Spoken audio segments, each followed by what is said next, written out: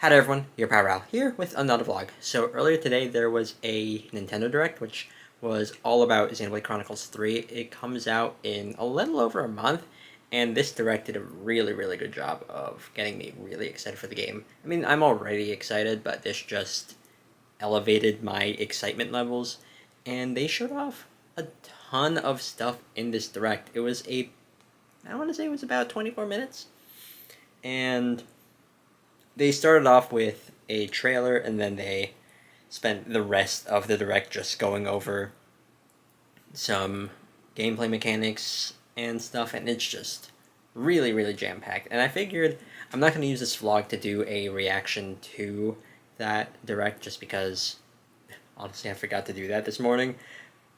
But yeah, I'm not going to do an analysis either, just because I'm not really in the mood to just do a deep dive on this direct, because quite honestly there was a lot of stuff, and trying to go over that in an analysis type video would probably just be a bit too much for me. But yeah, I'm just gonna, I guess, give my thoughts on the Xenoblade Chronicles 3 Direct. So yeah, first off, they showed off a trailer, and right off the bat, the trailer is really good.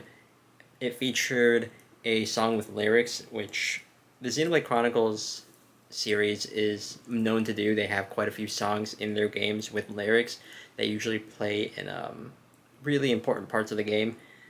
Mostly Xenoblade Chronicles 2, but I think X does that to an extent, and the only time lyrics are used in a Xenoblade Chronicles 1 song are the credits, but or not the credits, but like the cutscene before the credits. Spoilers, I guess, maybe.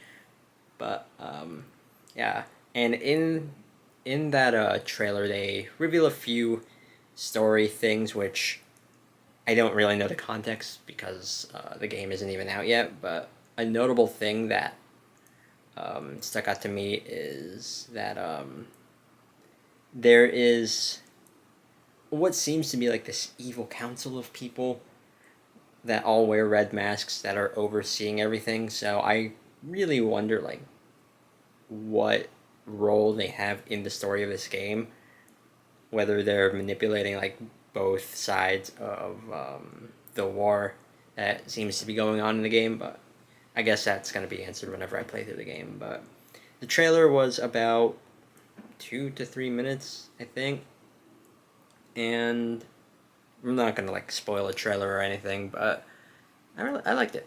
And then, whew, they get into some gameplay mechanics throughout the entire direct, which there's a lot going on. So first off, yes, there are 6 party members, and there is the option to have a 7th party member called a hero. There's various different heroes in the game, and they each have different roles.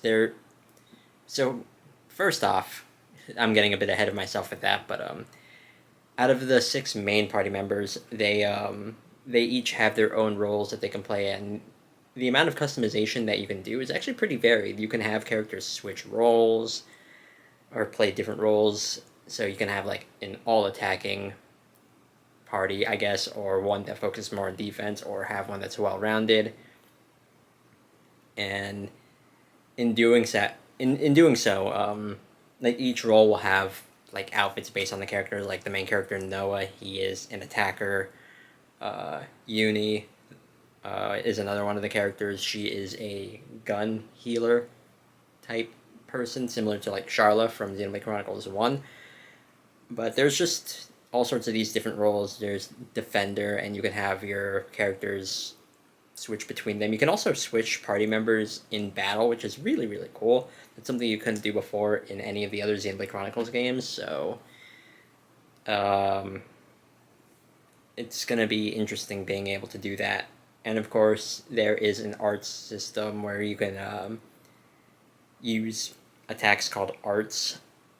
And some of the arts I've noticed you can only use after a certain number of auto attacks, and other arts are time based. So it's mixing a little bit of both of the art systems in Xenoblade Chronicles 1 and 2. There's also a fusion mechanic where two characters will fuse together, which was shown, I think, in the previous Xenoblade Chronicles 3 thing. I don't know, but for example, Noah and Mio can fuse into one, and you can actually have like each fusion character. You can actually switch who is in the lead of that fusion character. So, for example, you could have Noah be like the one controlling the body of the fusion, or you could have Mio being the one that controls the body, and each person that's controlling the body will have their own way of, like, they'll have their own playstyle with that fusion character. So that's neat. So gives you even more options for battle. Then, of course, each fusion will have like their own specials that they can do and things like that. It's really, really in depth, and honestly, it feels a little bit overwhelming. But I guess it's more of, for me personally, I think I would need to play through it rather than see a Nintendo Direct to get a better understanding of how all that stuff works. But yeah, there's a little camping system where you can have chats with the main characters. There's, of course, a quest system. Skip traveling is a thing. Chain attacks are also a thing.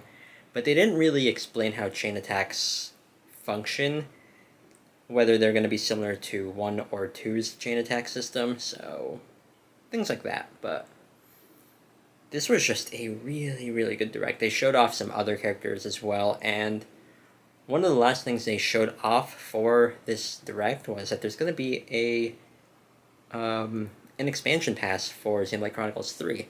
And the image that they used to advertise the expansion pass was an image of Noah's sword, Shulk's sword from Future Connected, and Rex's Aegis sword when it's in its pyro form. So this leads me to believe that one of the things that's going to be in the expansion pass, because there's apparently going to be like extra heroes in it that are optional. It leads me to believe that Shulk and Rex are going to be available in Xenoblade Chronicles 3, similar to how Shulk was available, and Elma, in Xenoblade Chronicles 2, and you had to unlock them through challenge mode, which challenge mode is going to be a thing in Xenoblade Chronicles 3 as well. And there's also going to be an extra story, so maybe it's going to be to the extent of Torna. They didn't really reveal anything, but there's going to be like multiple things in the expansion pass that are going to be released like in a staggered way. So like one of these things, like you get some helpful items, then challenge mode, then extra story, and all that stuff. I don't really remember what order things are going to be coming in, but I think the extra story is going to be the last thing. And also, the game is going to have amiibo support. So the Shulk amiibo will aesthetically change Noah's sword into the Minato, which is pretty cool. And this leads me to believe that when Pyra and Mithra eventually become released as amiibos, they're probably going to do something similar. But other non-Xenoblade Chronicles amiibo will work. I think they gave you like a helpful item or something. Probably. I don't remember. But overall, this was just a really jam-packed direct, and I'm just really excited for the game, because it comes out July 29th, so yeah. Now, I'm probably going to watch the direct again just so I can digest the amount of content in it a lot more easily, but for like my first impressions of this direct, really, really good. Really, really good. And that's really it. That's all I have to say about this thing, so I guess I'm just gonna use this opportunity to ask, like, this vlog is probably gonna come out before Xenoblade Chronicles 3 comes out, but if you saw this direct or any of the other previous things regarding Xenoblade Chronicles 3, they actually, on social media, they actually released, like, official music for the game, so that's really cool. I actually took a listen to the songs that have been officially released, and they are really good. But anyways,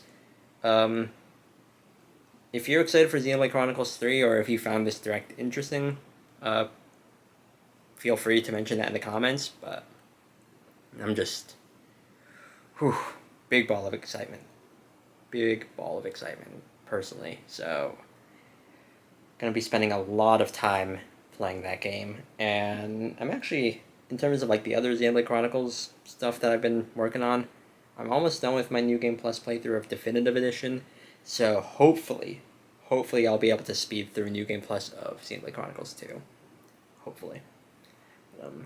Yeah, I'm just going to end it off here. Thank you all so much for watching, and see you all next time for another vlog. Later.